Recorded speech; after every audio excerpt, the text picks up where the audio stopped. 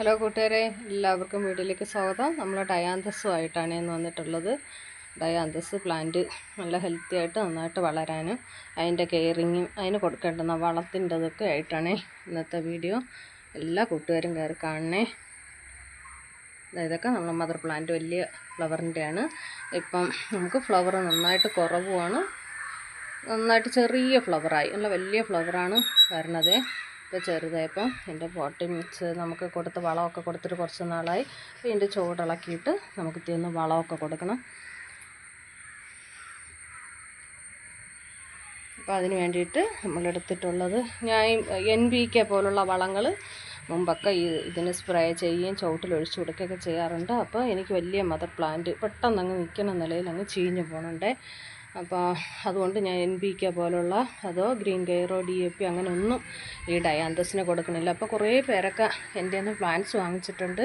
അപ്പോൾ കുഞ്ഞു തൈ പ്ലാന്റിന് പോലും നമ്മൾ അങ്ങനത്തെ വളങ്ങളൊന്നും ഉപയോഗിക്കരുതേ. അതുപോലെ പ്രത്യേകിച്ച് മഴ ഒരു കാരണവശാലും ഇതിന് മഴ വെള്ളം കിട്ടാൻ പാടില്ല. ഇതിൻ്റെ ചുവട് പെട്ടെന്ന് ചീഞ്ഞു പോകും. നമ്മൾ ആ ഹൈബ്രിഡ് ചെറിയ ഡയാന്തസ് പോലും മഴ പെയ്താൽ പെട്ടെന്ന് അങ്ങ് ചീഞ്ഞു പോകില്ലേ. അതിനേക്കാളും ഇത്തിരി ഒരു ഹെൽത്തി ആയിട്ട് നിൽക്കുന്നുണ്ടെങ്കിലും കുറച്ച് ദിവസത്തെ മഴ തുടരെ കിട്ടുമ്പോൾ പ്ലാന്റ്സ് മൊത്തം പോകുന്നുണ്ട്. അതുകൊണ്ട് വെയിൽ കിട്ടുന്ന ചൂടും കാറ്റും ഒക്കെ കിട്ടുന്ന ഭാഗത്ത് ഷെയ്ഡിലൊന്നും ഈ ചെടിയുള്ളവരെല്ലാവരും മാറ്റി വയ്ക്കണേ മറക്കരുത്. അതുപോലെ ഓരോ കട്ടിങ്സ് ഇതുപോലത്തെ കുഞ്ഞു പ്ലാന്റ് പോലും മുളച്ച് കിട്ടും. ഇതിനെ കട്ട് ചെയ്ത് ഒരു പ്ലാന്റ് നല്ല ഹെൽത്തി ആയിട്ട് നിൽക്കുമ്പോൾ തന്നെ അതിൻ്റെ കട്ടിങ് എടുത്ത് മാറ്റി പുതിയ പ്ലാന്റ് വെച്ച് പിടിപ്പിക്കാൻ മറക്കരുതേ. അപ്പോൾ അതിന് വേണ്ടിയിട്ട് ഞാൻ ഇതിന് വളം കൊടുക്കാൻ വേണ്ടിയിട്ട് എടുത്തിട്ടുള്ളത് ഇതാണേ. നല്ല ഉണക്ക ചാണകപ്പൊടി, കുറച്ച് ചാണകപ്പൊടി എടുത്തിട്ടുണ്ട്. ഇത് നമ്മൾ കടലപ്പിണ്ണാക്ക് പൊടിച്ചതാണേ. പൊടിച്ചത് വാങ്ങിക്കാൻ കിട്ടും, വളക്കടയിൽ കിട്ടും. അങ്ങനെ പൊടിച്ചത് വാങ്ങിച്ചതാണേ. ഇത് നമ്മൾ വേപ്പിൻ പിണ്ണാക്കാണേ, വേപ്പിൻ്റെ കുരു പൊടിച്ചത്. അത് ഒരല്പം, അതായത് എല്ലുപൊടി. ഇത് ഇത്രയായിട്ടാണ്. കുറച്ച് സാഫ് കൂടെ വേണമെന്നുണ്ടെങ്കിൽ ചേർത്ത് കൊടുക്കാം. സാഫ് ഇടയ്ക്ക് കലക്കി ഒഴിച്ചതുകൊണ്ട് ഞാൻ സാഫ് കൊടുക്കണില്ല. ഇടയ്ക്ക് സാഫ് സ്പ്രേ ചെയ്തതിൻ്റെ ചുവട്ടിലും ഇടയിലൊക്കെ ഈ മഴയുള്ള സമയത്ത് നമ്മൾ ഒഴിച്ചു കൊടുക്കണം. എന്നാലേ ഈ ചെടി നമ്മളെ കയ്യിൽ നിന്ന് നഷ്ടപ്പെടാതിരിക്കുള്ളൂ. അതൊക്കെ എല്ലാവരും ഒന്ന് ശ്രദ്ധിക്കണം. അപ്പോൾ ഇതെല്ലാം കൂടെ ചേർത്തിട്ട് നമുക്ക് ഇതിൻ്റെ ചുവടൊന്ന് ഇളക്കിയിട്ട് ഈ വളം ഇട്ട് കൊടുക്കാമേ. ചെടികൾ കുറേ പേരെൻ്റെ നിന്ന് വാങ്ങിച്ചിട്ടുണ്ട്. അപ്പോൾ ചെറിയ പ്ലാന്റ് ആയിരിക്കുമ്പോൾ തന്നെ അതിൻ്റെ ചുവട് ദൂരെ കൂട്ടി ഇളക്കിയിട്ട് ഇത് ഇത്രയും നമ്മൾ ഇതിൽ ഒരൈറ്റം കുറഞ്ഞു കൊണ്ടെന്ന് വെച്ചിട്ട് ചെയ്യാതിരിക്കരുത്. എല്ലാം ഉള്ളതാണെങ്കിൽ ചാണകപ്പൊടി മാത്രമാണെങ്കിൽ പോലും അതോ അല്ലെങ്കിൽ ആട്ടും കാഷ്ടോ എന്താണെങ്കിലും നമ്മൾ ഇട്ട് കൊടുക്കണം.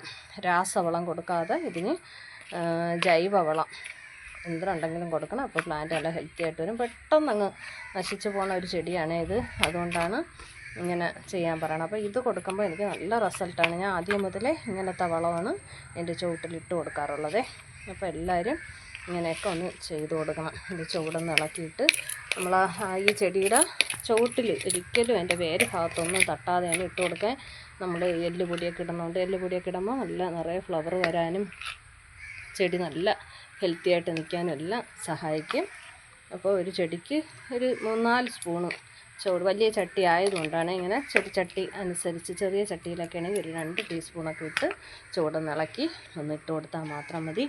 അപ്പോൾ എല്ലാ കൂട്ടുകാരും ഈ മഴക്കാലത്ത് ഈ ചെടീനെ ഒന്ന് സൂക്ഷിച്ച് ഒന്ന് ഷെയ്ഡിലോട്ട് മാറ്റി വയ്ക്കാൻ ആരും മറക്കരുത്. നേരിട്ട് വെള്ളം വീണ വേറെ 2 ചെടി എൻ്റെ നിന്ന് പൂർണ്ണമായിട്ട് അഴുകിപ്പോയിട്ടുണ്ട് ആ ചെടി. അതുകൊണ്ടാണ് ഇപ്പം ഇങ്ങനെ ഒരു വീഡിയോ ആയിട്ട് വന്നിട്ടുള്ളത്. അഴുകിപ്പോയതിൻ്റെ പിന്നെ കട്ടിങ്സ് വേറെ പിടിപ്പിച്ചതുള്ളതുകൊണ്ട് നമുക്കൊരു ടെൻഷൻ ഇല്ല. ഇല്ലെങ്കിൽ നമ്മളെ കയ്യിൽ നിന്ന് നഷ്ടമായിപ്പോയാൽ ഇത് നമ്മൾ തിരക്കി നടക്കേണ്ടി വരും. അതുപോലെ നമുക്ക് ഇത്രയും പിടിപ്പിച്ചെടുക്കാൻ തന്നെ എത്ര ദിവസത്തെ പാടാണ്. അപ്പോൾ എല്ലാ കൂട്ടുകാരും അതൊന്ന് പ്രത്യേകം ഒന്ന് ശ്രദ്ധിക്കണം. എല്ലാവരും വീഡിയോ കണ്ടിട്ട് സപ്പോർട്ട് ചെയ്യാൻ മറക്കരുതേ. ഓക്കേ.